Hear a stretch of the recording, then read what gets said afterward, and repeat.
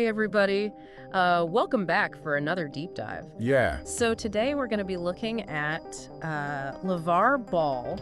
Oh, LaVar. Yeah, Big personality. you know him as the father of Lonzo Ball and LaMelo Ball, the NBA stars. Right. And we're going to be going beyond just like the headlines. Yeah. We're looking at like coaching, parenting. We've even got like Big Baller brand, the media stuff. All of it. And we're really trying to get to the bottom of like, was LaVar like a visionary who really got his kids to the NBA, or was he just a master of like... Yeah, was he just an hype machine? Yeah. It's interesting because he's like both. You know? He definitely achieved success for his sons, but he's shrouded in controversy too. So let's unpack that. Yeah, so before we get to the Ball brothers, Yep. LaVar himself was a multi-sport athlete. Oh, really? Yeah, so he played football at Washington State. Okay. And then he also even played pro basketball a little bit overseas. So it's interesting that both he and his wife Tina have this athletic background. Do you think that played into like how intensely he focused Oh, yeah. on his kids' basketball careers? I think his exposure to pro sports early on Yeah. probably gave him kind of a different perspective. You know, like he saw the business side of it. Yeah. The marketing, the whole media circus Right. around talented athletes. Yeah.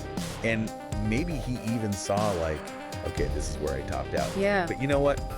My kids, Right. they can go further. So it's like he almost created like a LaVar Ball blueprint. It's a good way to put it. Right. Like it wasn't just about coaching, it was about like The whole thing. the whole journey. Yeah. And there's a lot of like interesting things that he did. Yeah. One of the things in the script was that he pulled Lonzo out of UCLA before March Madness. Oh, wow. Bold move. What do you think about that? I mean, it definitely went against the grain. Yeah. You know, typically you would think you want to showcase your talent at the tournament. Right. But he was like, nah, we're going to train on our own. We're going to build this brand. Yeah.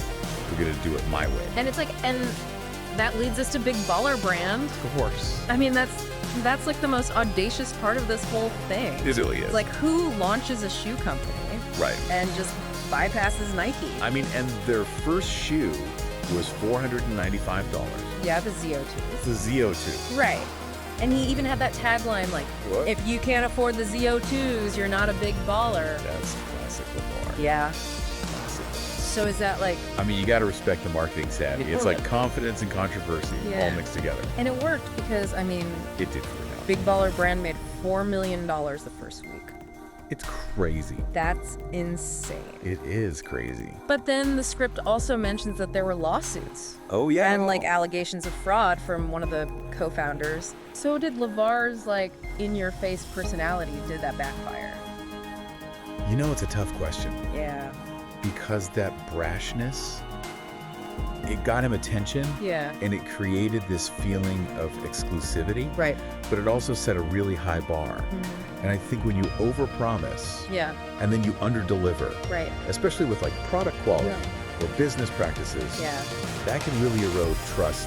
Right. That's a lesson not just for LaVar, Yeah. but for anyone building a brand. It's like this like Greek tragedy almost. I like that. Right. You have the success, but then there's this like, Yeah, the potential downfall, Yeah. always lurking. but we also have to talk about like Right, the sun. his sons, right? Yeah.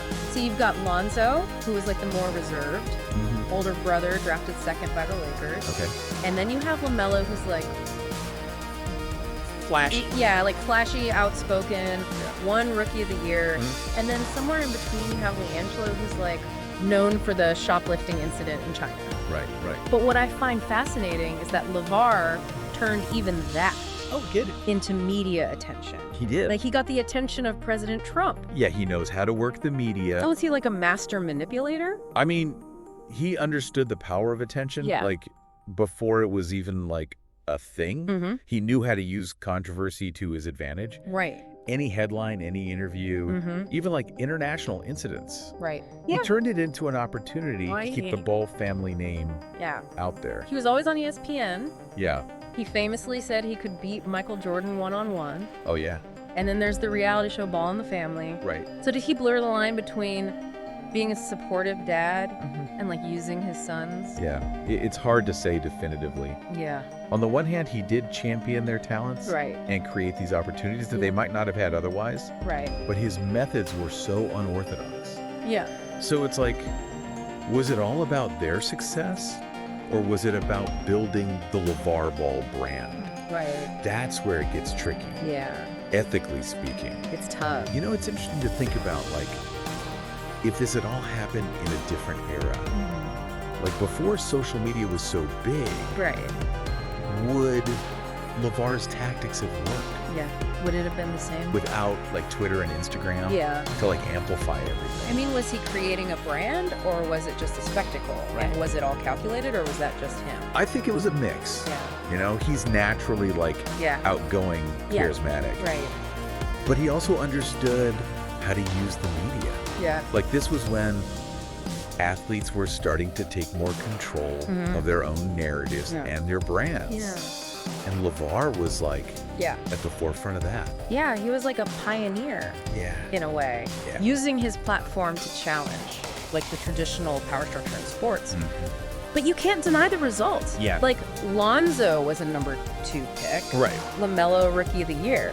So how much of that is LaVar? That's the question, right? Like, is it nature versus nurture? Totally. Were they just going to be great no matter what? Yeah. Or did he really? Or did he really like push Yeah. them, make that difference? Yeah, did his methods like Yeah. speed up their development? Right. But was there a cost? Yeah. You have to think about the pressure they must have felt Yeah. growing up like that. Right. Always in the spotlight. Always expected to be amazing. To live up to the hype. Yeah, and that's where it gets tricky. Yeah. Like ethically. For sure. Like a lot of people said he was exploiting his kids, Yeah. using them to build his brand Right. and his fortune. Mm-hmm. Like LaMelo had a $1 million shoe deal when he was Right. 15. 15 years old. Yeah. It's hard to ignore that. Yeah. It really is. And is it okay? Like, where's the line? That's a tough one. Yeah. Like supporting your kids' dreams Yeah. versus pushing them Right. into something that might not be Right. what they really want. Yeah. Especially when you add money Right. into the equation, Yeah. it gets really messy. Like, it reminds me of other sports parents, like Yeah. Richard Williams, Oh, yeah? Venus and Serena's dad. Mhm. He had this plan, Yeah. and they became legends. Right. But he was also really strict Yeah, super strict. and like put a ton of pressure on them. Mhm. So it makes you wonder. Yeah. Like about the emotional side of it. Yeah. Like what's the long-term impact? Even if you're successful. Yeah, even if you're incredibly successful. Right. Yeah. Is it all worth it? And we don't always see that. You The don't. emotional toll. Right, like the sacrifices, Yeah. the pressure to live up to expectations. That might not even be you. And that's where I think we have to ask ourselves. Mhm. Can we separate the achievements Yeah. from the way they were achieved? Right. Or is it all part of the same story? Yeah. Yeah. And every family is different too. Of course. Like what worked for the Balls Right. might not work for someone else. Exactly. And what looks like exploitation to one person Yeah. could just be like, Support to another. but LaVar's story, It's a good opportunity yeah, to really think about this stuff. yeah, It makes us examine our own beliefs Yeah. about ambition. about parenting Yeah. and what it means to succeed. Mm-hmm. Yeah. Like, what are the trade-offs? Yeah, what are we willing to sacrifice Yeah. to achieve our goals? Mm-hmm. Especially when money is involved Exactly. and everyone's watching. It's like Yeah. holding up a mirror Yeah. to society Mhm. and asking like, Yeah. what are we willing to accept? Yeah, to win. Yeah. What compromises are we okay with? Yeah. And when does it go too far? Exactly. Yeah. When does it cross the line? And hurt someone. Yeah, Yeah. especially a child. These are tough questions. They are? There are no easy answers. Nope. Yeah. So, what do you think LaVar's legacy is? Ooh, that's a good one. Yeah, like, is he a visionary? Hmm. Or is he just a controversial figure Yeah. whose methods kind of overshadowed Right. everything? I think it's going to be complex. Yeah. It's going to be full of contradictions. Yeah. He'll be remembered as a marketer, Yeah. as a disruptor, Mhm. as a dad who really believed in his sons, Yeah. but also for his brashness, Yeah. his tendency to provoke, Mm-hmm. and the ethical questions. Right. It's all going to be part of it. Yeah. History will judge him. Yeah. But the conversation he started Right. about parents and sports, Mm-hmm. that's important, Yeah. and that'll probably keep going. Yeah. He was a really interesting guy. He was larger than life. Yeah, and you can't deny his impact. You can't. Like, even if you didn't like him, he made you think. He did. Yeah. He challenged the status quo. Yeah. And he made us face some hard truths about how we see ambition, Yeah. success. Yeah. And what we're willing to do to get it. And that's what's so powerful Yeah. about a figure like LaVar. You might love him, You might hate him. but you can't ignore him. You can't. And he made sure of that. Oh, yeah. He knew how to get attention. He did. He knew how to use controversy.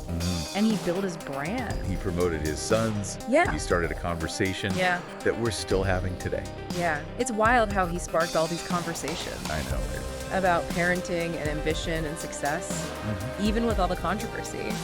Yeah, I think that speaks to his influence. Yeah, for sure. Whether you like his style or not. Totally. He was a disruptor.